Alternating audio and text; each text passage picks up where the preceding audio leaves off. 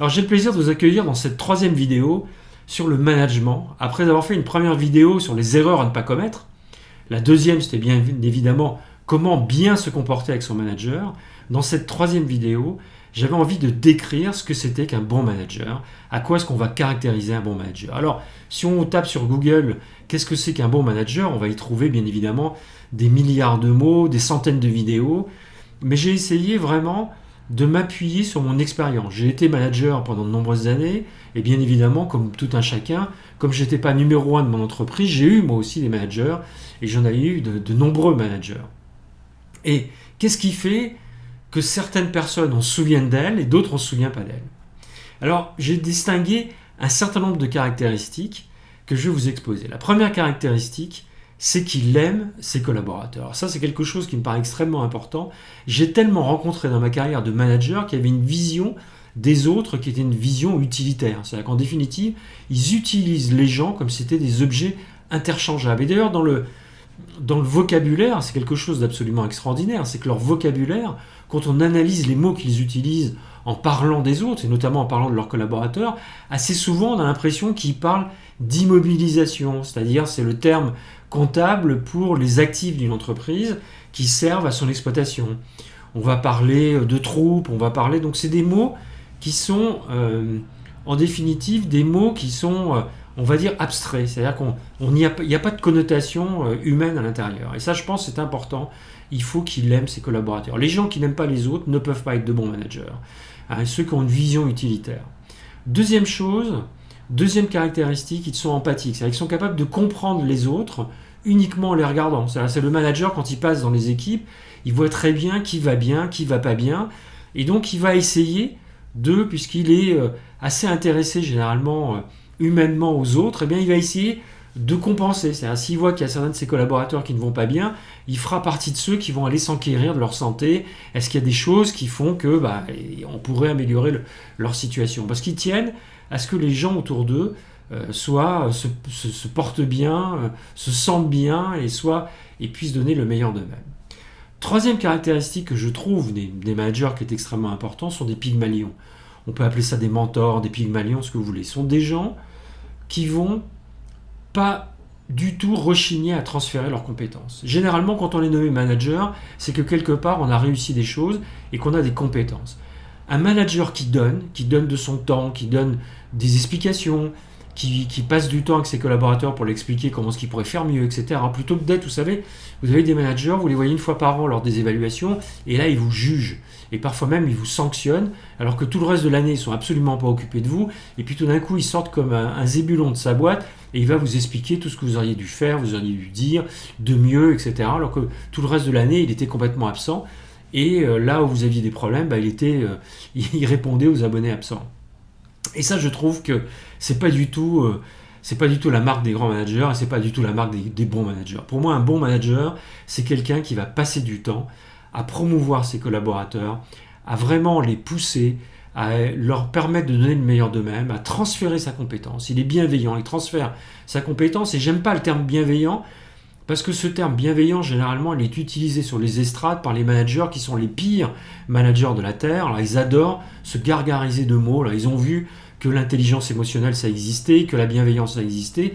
Et vous savez, vous avez des gens qui, dans les réunions, ne cessent en sautant comme des cabris, à vous asséner un certain nombre de notions qui se veulent intelligentes sur des notions de management, de bon management, mais bien évidemment, je veux dire, plus vous affirmez une chose, et moins vous êtes un pratiquant de cette chose.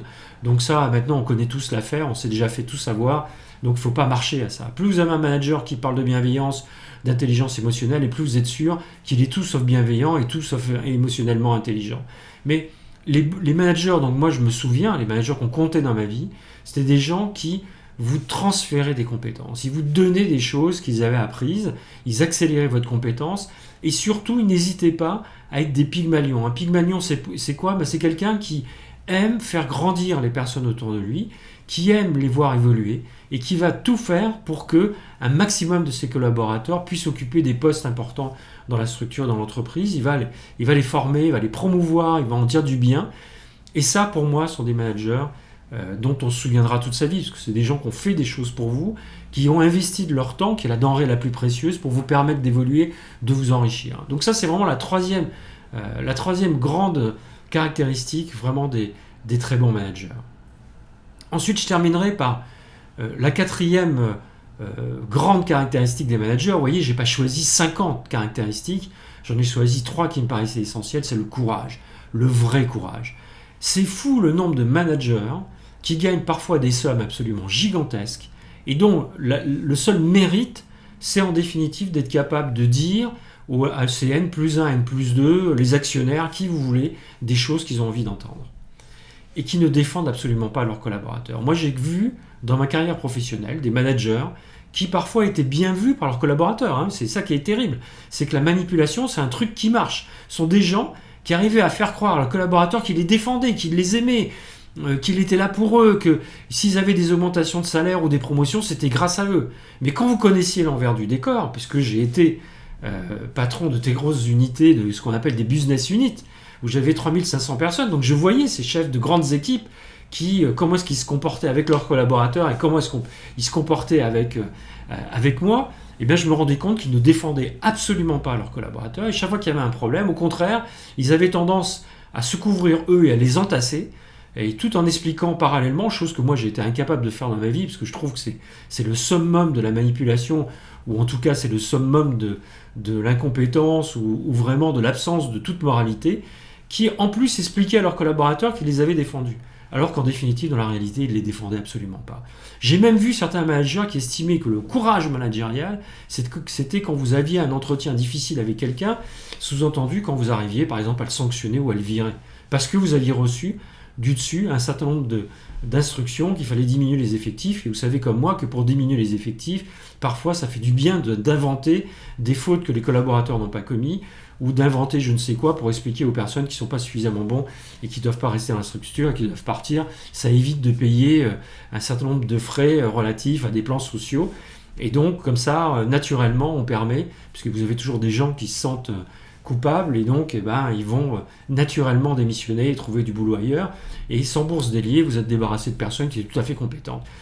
Le courage, le vrai courage, c'est quelque chose d'extrêmement rare. Le manager courageux est capable de défendre ses troupes, même quand ils ont commis une erreur, pour soit atténuer la sanction, soit parfois dire l'erreur fait partie du boulot, et donc je refuse qu'on sanctionne tel ou tel collaborateur. Et ça, je peux vous dire, c'est une denrée extrêmement rare. On peut trouver des managers intelligents, des gens qui savent bien parler sur les estrades, alors ça se trouve, mais des managers qui, comme je l'ai dit, qui aiment leurs collaborateurs, qui ont une véritable empathie, c'est-à-dire une véritable compréhension des femmes et des hommes qui constituent nos équipes, qui sont capables d'être des pygmalions, c'est-à-dire de les faire progresser, de leur donner des défis, de transférer leurs compétences et ensuite d'avoir un vrai courage managérial. J'ai choisi ces 4-là parce que franchement, je les ai rarement vus réunis en un seul homme. Et heureusement pour moi, et dans ma carrière, j'ai rencontré des managers qui avaient bien plus de qualités que ces 4-là, mais qui avaient ces 4-là qui sont pour moi vraiment des discriminants qui permettent de voir tout de suite à qui on a affaire. Et sur les managers.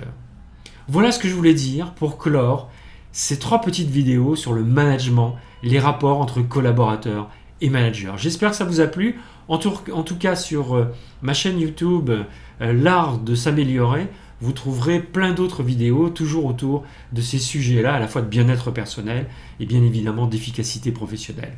À très bientôt.